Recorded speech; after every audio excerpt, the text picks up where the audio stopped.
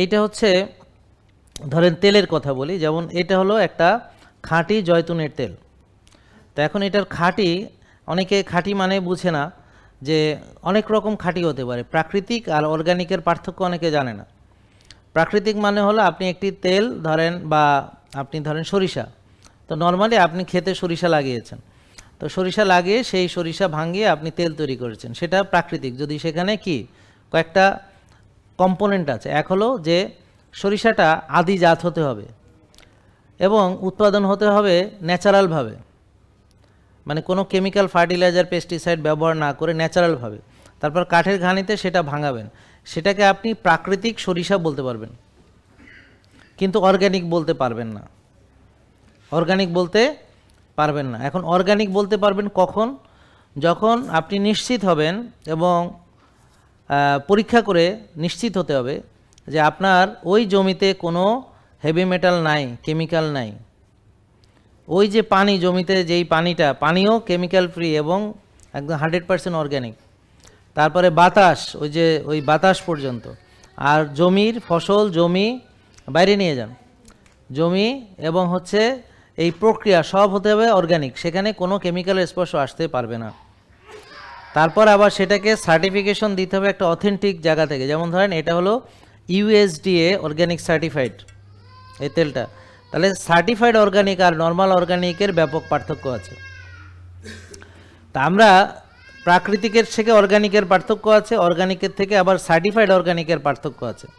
কারণ সার্টিফিকেশন যারা দিবে তাদের যে অথেন্টিকেটেড পাওয়ার আছে, তো তারা প্রায় 90-এর উপরে, মানে প্রায় 95টা বা 96টা শর্ত আছে তাদের, সেগুলো পূরণ করলে পরে অর্গানিক সার্টিফিকেশন পাওয়া যায়।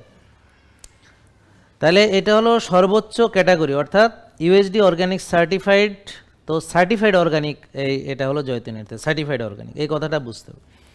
এখন শুধু সার্টিফাইড অর্গানিক হলে হবে না, দেখতে হবে যে এটা সায়েন্টিফিক্যাল এক্সট্রাকশন কিনা, তো কোল্ড প্রসেসে করা হয়েছে কিনা। তো সায়েন্টিফিক্যাল এক্সট্রাকশন, তো সায়েন্টিফিক অনেকে চিনে না, অনেকে জানে। যেমন আপনি যখন রক্ত দেন, টেস্ট টিউবের ভিতরে রক্তটা নিয়ে ঘোরায়, কথা বলবেন না, রক্তটা নিয়ে ঘুরায় একটা মেশিনের ভিতরে।